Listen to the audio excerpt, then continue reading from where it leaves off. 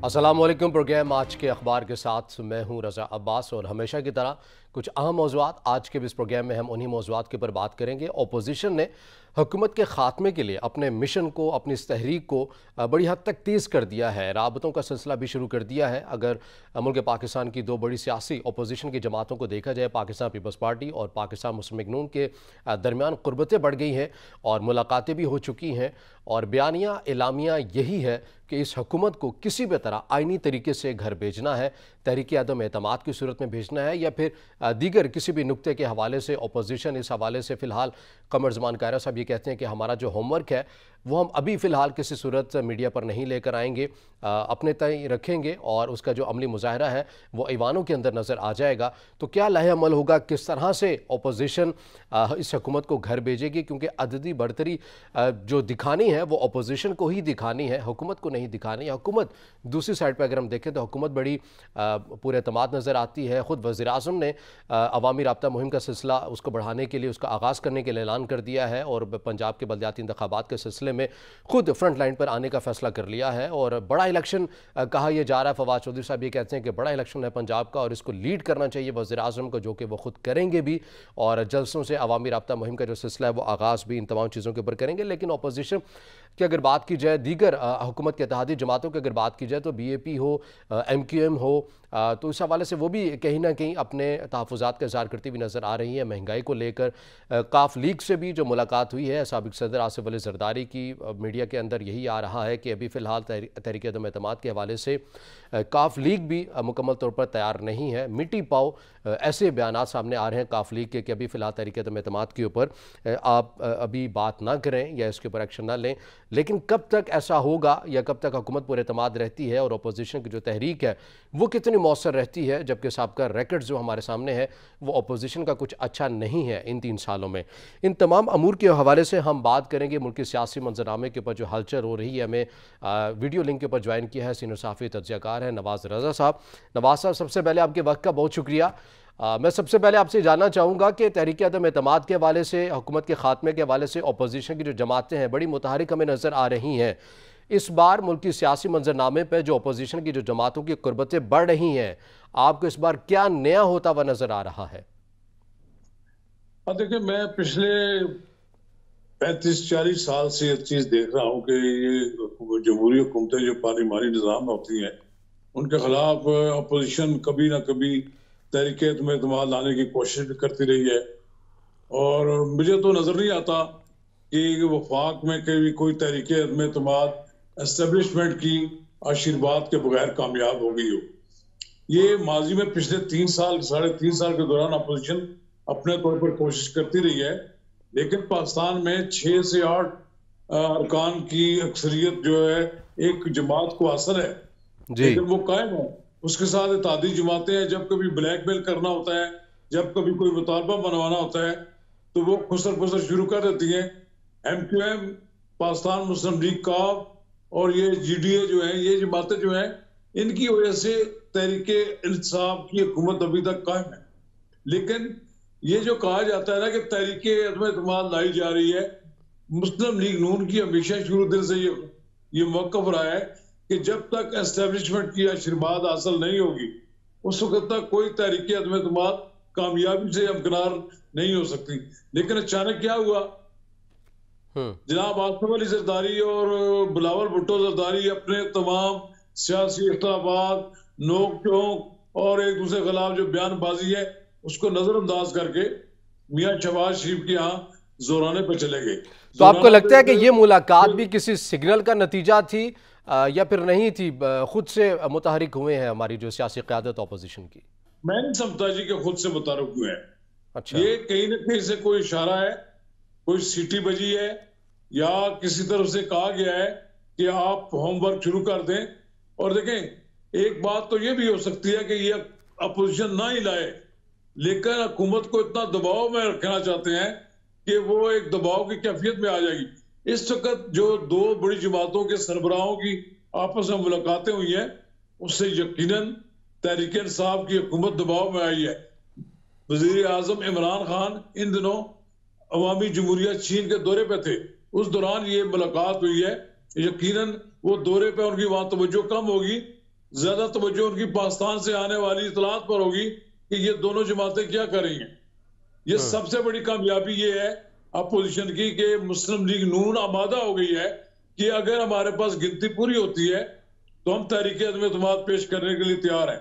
और मुझे ये भी नजर आता है कि मुस्लिम लीग नून को अब बुरी मुद्दत के लिए वजीर आजम की में कोई दिलचस्पी नहीं। वो चाहते हैं कि पीपल्स पार्टी कोई आदमी ले आए। वो मकसद उनका ये है कि अगर तहरीक अदम एतमाद कामयाब हो जाती है तो 2-3 माह के बाद नए इंतखाबात करा दिए जाए तो उन्हें कोई। लेकिन आपने ये कहा कि कहीं ना कहीं से कोई इशारा या सीटी बजी है तभी ये मुतहरिक हुए हैं, लेकिन कल हमने देखा कि कामिल अली आगा काफली के ये कहते हुए नजर आए कि रियासत जब तक इमरान खान के साथ है हम साथ हैं और रियासत अभी साथ है उनके। तो देखें, ये तो मैंने पहले भी कहा ना कि अगर इमरान खान साहब के इत्तेहादी उनका साथ छोड़ देते हैं और इत्तेहादी साथ छोड़ने के लिए कोई ना कोई बहाना बना लेते हैं, या आपने देखा होगा मुस्लिम लीग का अक्सर और बेशतर कोई ना कोई नाराजगी का इजहार भी करती रहती है। सरेदार पाकिस्तान मुस्लिम लीग का कोई ऐसा ऐलान नहीं करेगी कि वो इनके साथ खड़ी हो गई है, लेकिन अगर कोई चीज मिच्योर होती है तो आप देखेंगे ये मिनटों और सेकंडों की बात होती है, ये सारे लोग इकट्ठे हो जाएंगे। लेकिन जब तक दस्ते शफकत है, जिसका दावा किया जाता है कि कुछ लोग कहते हैं कि अब इनके इमरान खान साहब के सर से दस्ते शफकत उठ गया है, जबकि शेख रशीद साहब ये दावा करते हैं कि दस्ते शफकत हमारे सर पर मौजूद है। मुमकिन है शेख साहब पर दस्ते शफकत मौजूद हो, लेकिन एक आम तासर ये है कब इमरान खान साहब के बारे में एस्टेब्लिशमेंट का रवैया गैर जानबदाराना हो गया है। ऐसे हालात में इमरान खान साहब को अपनी जो चूजे हैं उनको टोकरी के नीचे इकट्ठे रखना एक बड़ा मुश्किल काम है। और इमरान खान साहब का जो रवैया अपने अरकान के साथ रहा है या वो इत्तेहादी जमातों के साथ रहा है वो कोई मुशफ़क़ाना और मोहब्बत वाला नहीं रहा है। वो उनके साथ ट्रीट वो बड़ा सख्त करते रहे हैं, लेकिन जब वो मुश्किल में फंसते हैं तो फिर वो जनाब परवेज इलाही से रब्ता करते हैं, फिर वो मुश्किल में फंसते हैं तो एमकेएम से रब्ता करते हैं। आप देखें ना एमकेएम को क्या ठीक है। इस इत्तेहादियों के हवाले से दीगर भी जो नुकात हैं वो हम आपके सामने रखेंगे और दीगर भी मौज़ूआत के ऊपर बात करेंगे, मगर नाज़रीन यहाँ एक ब्रेक का कहा जा रहा है, हमारे साथ रहिएगा।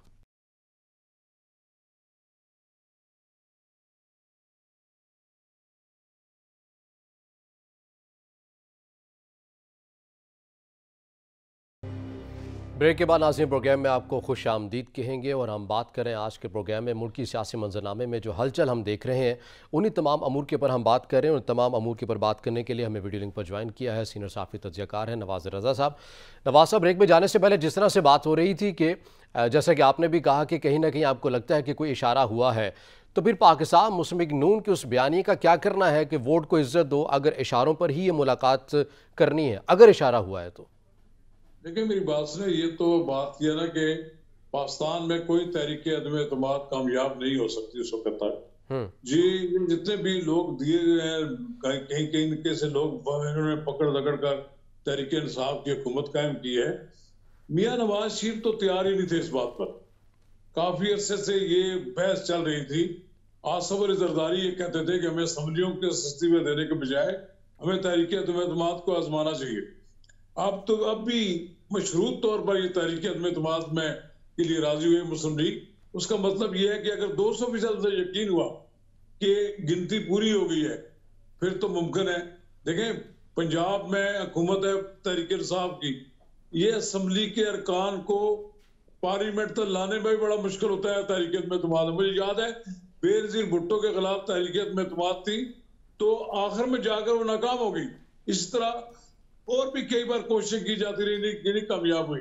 सिर्फ सूबों में होता रहा है कि मरकज में कोई हुकूमत होती है, पीछे वो होती है, या सदर मुमलकत एक जमाने में 58(2) के इख्तियारात इस्तेमाल कर देते, वो दबाव डालकर वज़राए आला को मुस्ताफी होने पर मजबूर कर देते थे।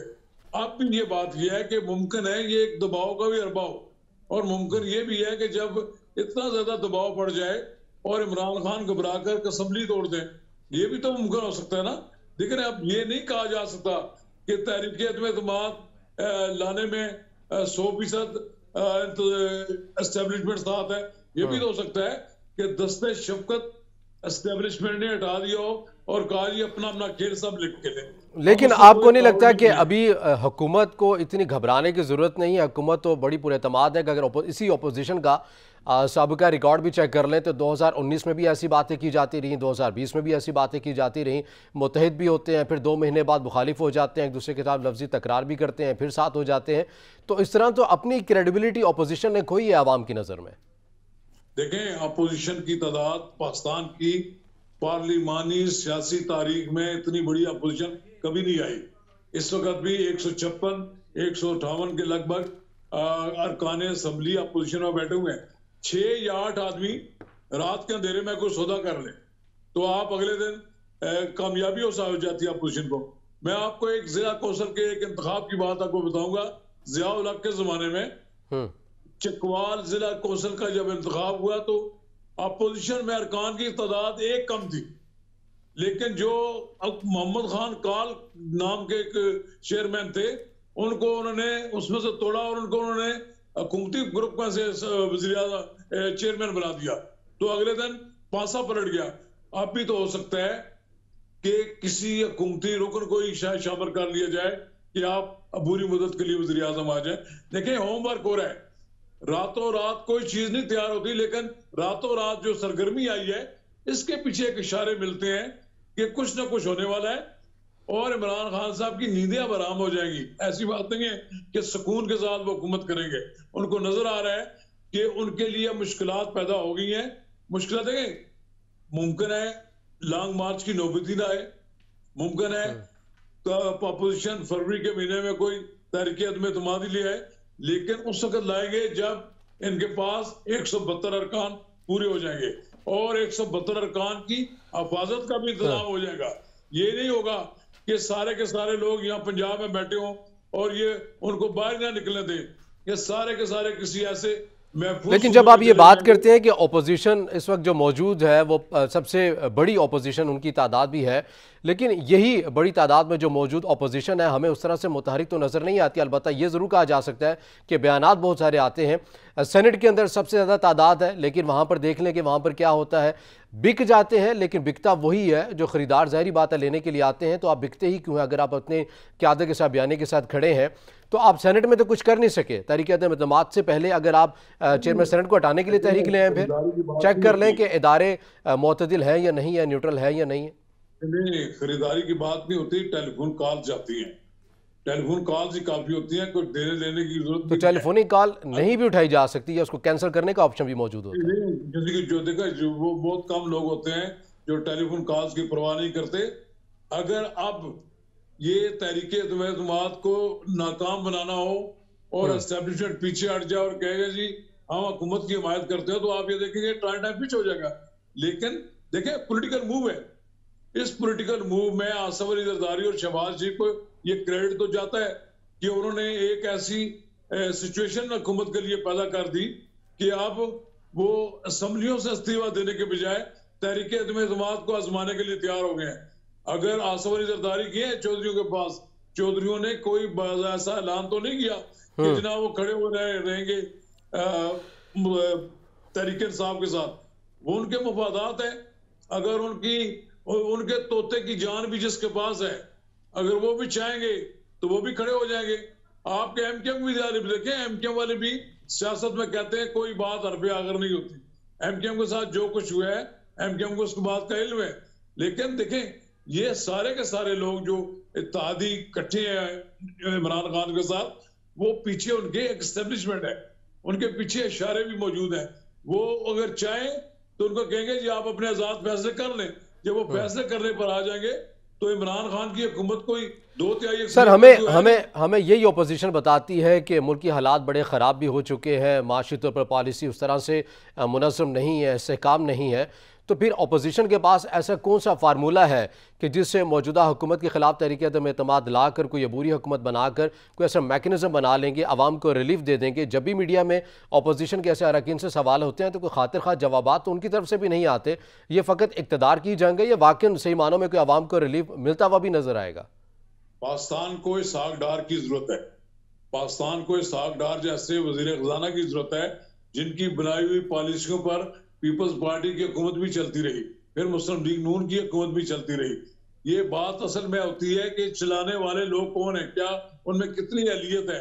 देखें ये वो हुकूमत है जो अब ये बहाने बना रही है कि जनाब हमने नवाज शरीफ के जमाने के कर्जे उतारे हैं। इन्होंने तो कर्जे नवाज शरीफ से भी कई गुना ज्यादा ले लिए हैं। इनके बारे में तो मशहूर हो गया है कि दुनिया के जहां भी ये दौरा करते हैं, इनकी जेबें खाली होती हैं और उसके कार्टून छपते हैं कि जनाब ये खाली जेब आ रहे हैं और ये कह रहे हैं कि हमारी जेब भरो।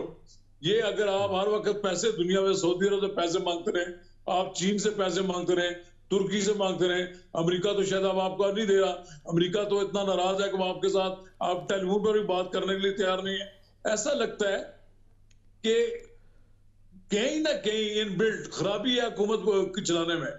अगर हुकूमत चलाने वाले सर, मैं इस हवाले से भी आपसे बात आपसे करूंगा कि जो वज़ीर-ए-आज़म पाकिस्तान दीगर ममालिक के दौरे करते हैं और इस हवाले से वाकई ये ट्रेंड बन जाता है कि कुछ ना कुछ मांगने के लिए गए। लेकिन आपने सकदार से मुतल्लिक की बात की है, उससे मुतल्लिक भी आपके सामने सवाल रखूंगा, मगर यहाँ वक्त हुआ नाज़रीन एक ब्रेक का। हमारे साथ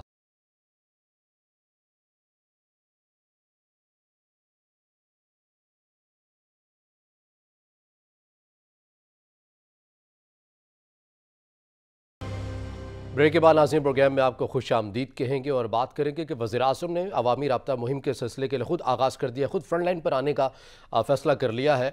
और क्या ये तमाम सूरत हाल जो है कि पैनिक हो रहे हैं वज़ीर-ए-आज़म के, जिस तरह से अपोजिशन की जो जमातें बड़ी मुतहरिक होती हुई नज़र आ रही हैं, क्या उनको जवाब देने की बातें हो रही हैं या फिर हुकूमती सफ़ों के अंदर कहीं ना कहीं घबराहट का पहलू है। इन तमाम अमूर के ऊपर हम बात करें। नवाज़ रज़ा साहब सीनियर सहाफ़ी तज्ज़ियाकार हमारे साथ मौजूद हैं। नवाज साहब, ये बताइएगा कि वज़ीर-ए-आज़म ने खुद भी मैदान में आने का फैसला कर लिया है, आपको लगता है कि कहीं ना कहीं हुकूमत भी पैनिक का शिकार हो गई है? देखिए, ये कोई इस वक्त कोई सियासी मैदान फतह करने का तो वक्त नहीं है। जलसे कर लेंगे तो उससे क्या हो जाएगा? जलसे में तो मिसहैप भी हो सकता है, कहीं नारे भी लग सकते हैं, कहीं कुछ भी हो सकता है। ये असल में पैनिक की वाली बात है, घबराहट में अगर आप कहें। देखें, अगर आपके साथ आपकी पार्लिमानी क़ुव्वत आपके साथ खड़ी है तो फिर तो आपको कोई फिक्र नहीं होनी चाहिए। आपकी कोई हुकूमत को कोई नहीं गिरा सकता। जलसे जुलूसों से तो हुकूमत नहीं बचती। जब जलसे जुलूस तो ये होते हैं, आपने पंजाब में बल्दियाती अगर इलेक्शन लड़ना है तो जलसे जुलूसों से तो नहीं आप जीत सकते। आपने डिलीवर क्या किया है? लोग पूछेंगे आपने 3.5 साल हमें क्या दिया है? हमारे सामने KPK का रिजल्ट मौजूद है, अभी वहां पर दूसरे मरहले में इंतखाबात होने हैं, तो वहां तो पता लग गया कि जो बड़ा सूबा उनके साथ था वहां पर टूट फूट हो गई है। पंजाब में जब वो इलेक्शन के लिए जाएंगे मई के महीने में, उन्हें आटे दाल का भाव पता लग जाएगा। मुमकिन है कि मई तक ये हुकूमत भी ना रहे। ये आप समझे कि ये जो इस तरह की बातें होती हैं, ये पैनिक क्रिएट करेगा। आप घबरा कर आप कह रहे हैं मैं खुद जलसों में जाऊंगा, मैं खुद सारे मामला देखूंगा। भाई, आप कैसे देखेंगे? अगर बल्दियात के इलेक्शन में आप जा रहे हैं तो आप तो प्राइम मिनिस्टर है मुल्क के, आपको इस बात की इजाजत नहीं है। इलेक्शन कमीशन आपको जलसे करने नहीं देगा। लेकिन अगर आपने वायलेशन करनी है तो आपने किसी कानून की परवाह नहीं करनी है, तो आपने बल्दियाती इलेक्शनों के लिए अगर आप माहौल क्रिएट करेंगे, जब तक कोई डिलीवर नहीं करेंगे, कॉमन मैन को जब तक महंगाई से निजात नहीं मिलेगी वो आपके साथ खड़ा नहीं होगा। अब पंजाब के लेकिन हमने ये देखा है कि वज़ीर-ए-आज़म अवामी सतह के ऊपर बयानियाँ बनाने में काफ़ी हद तक कामयाब भी रहे हैं। वो जब अवाम में जाकर ये बात करते हैं कि साबिक़ा हुकूमतों ने खसारा छोड़ा है, हमें उधार लेने पड़े हैं, इदारों के से IMF से लेना पड़ा है, ममालिक से, अपने दोस्त ममालिक से लेना पड़ा है, तो इसकी वजह बताते हैं कि अपोजिशन जमातें हैं। और इसके साथ साथ जिस तरह से वो अपोजिशन की जमातों को पहले कहते रहे हैं कि जब भी इनसे एहतसाब या इनके केसेस से मुतल्लिक पूछा जाए ये इकट्ठे हो जाते हैं, कि जैसा कि अभी हुए, तो ऐसे बयान जब वो अवाम के ऊपर बनाते हैं, अवाम को बताते हैं, तो बयानिया ये बनता है अवाम के अंदर। देखें, बयानिया ये है कि 3.5 साल में इमरान खान की हुकूमत ने अवाम में क्या डिलीवर किया। देखें, नवाज शरीफ, शहबाज शरीफ, आसिफ अली जरदारी को आप चोर डाकू कहकर ज्यादा अरसा तक लोगों को आप बेवकूफ नहीं बना सकते। आपने 3.5-4 साल में जो उनका एहतसाब करना था वो कर लिया। अदालतों ने आपके बनाए हुए कई मुकदमात को खारिज कर दिया। आपके पास जब तक आपने देखना, ये कह देना कि आपने किस डॉक्टर ने कहा था कि आप हुकूमत संभालें? अगर आपको मालूम था कि ये इतनी बुरी हालत में आपके हवाले करके जा रहे हैं, उनको तो डिसलॉज किया गया। नवाज शरीफ की हुकूमत को तो आखिरी जो उनका साल था चलने नहीं दिया गया, और उसके बाद फिर एक ऐसी सिलेक्टेड हुकूमत मुसल्लत कर दी गई जो चला नहीं सकी। जो जो कुछ भी इस वक्त आपको नजर आ रहा है वो आपकी हुकूमत की नाअहलियों की वजह से है। अगर हुकूमत में ऐसे लोग होते जो माशी तौर पर अच्छी पॉलिसियां बनाते, कोई डिलीवर करते, सही। नवाज शरीफ ने भी कर्जे लिए, नवाज शरीफ ने भी पिछली हुकूमतों के कर्जे उतारे। आप पर भी ये जिम्मेदारी, आप कोई फैसला नहीं कर पाते। आप शुरू में कहते हैं हमने IMF के पास गए तो हम खुदकुशी कर लेंगे, अब आप IMF का दामन नहीं छोड़ते। आपने ऐसा पकड़ा हुआ उन्हें कि जनाब उनकी मिन्नत समाजत करते हैं, वो जो आप जबात मुसल्लत करते हैं वो आपने पाकिस्तान को IMF के हवाले कर दिया। अब तो आपने स्टेट बैंक जैसे अदारे को IMF के आदमियों के हवाले कर दिए। आपने वो काम किए जो माजी में किसी हुकूमत ने नहीं किए। ये पॉलिटिकल एक विल होती है मुल्क चलाने के लिए, ये क्रिकेट का मैच नहीं है, ये मुल्क चलाए सही। जाते हैं। ठीक मुल्क है, को चलाने आपने के लिए आपने बिल्कुल तवानाई की जरूरत होती है और आपने सोच जिस की तरह जरूरत कहा, होती है। आपने जिस तरह कहा कि सिलेक्टेड हुकूमत है, गो कि आप ही का मौक़िफ़ और नज़रिया हो सकता है। यकीनी तौर पर ये भी ग्राउंड रियलिटीज़ हैं कि 1 करोड़ इससे ज़ायद वोट लेकर मौजूदा हुकूमत इक़्तिदार में आई है। लेकिन इसके साथ साथ मुझे आप ये भी ज़रूर बताएं कि जिस तरह से एहतसाब का बयानिया खुद हुकूमती वज़रा ये कहते हैं कि नाकाम हो चुका है, मगर ये भी तो हकीकत है कि आइडियल माहौल के अंदर तो इस हुकूमत को पाकिस्तान तो नहीं मिल रहा है। वज़ीर-ए-आज़म ने खुद भी ये कहा कि हम मैकेनिज़्म बना रहे हैं, लॉन्ग टर्म पॉलिसी बना रहे हैं जिसके असरात आना शुरू हो गए। टेक्सटाइल के दादोशुमार वो बताते हैं, बैरूनी ममालिक से सरमायाकार आने की खबरें वो सुनाते हैं, चीन के दौरे को बड़ा कामयाब दौरा करार दे रहे हैं। तो कह रहे हैं वक्त लगेगा तब्दीली आने में, इसमें कोई बड़ी बात नहीं है, लेकिन वक्त लगेगा, ये मुल्क जो है इसकी माशी पॉलिसी मुस्तहकम हो जाएगी। मैं 2-3 बातें ऐसी कहूंगी। चीन के दौरे को कभी किसी ने कहा कि मेरा दौरा नाकाम रहा?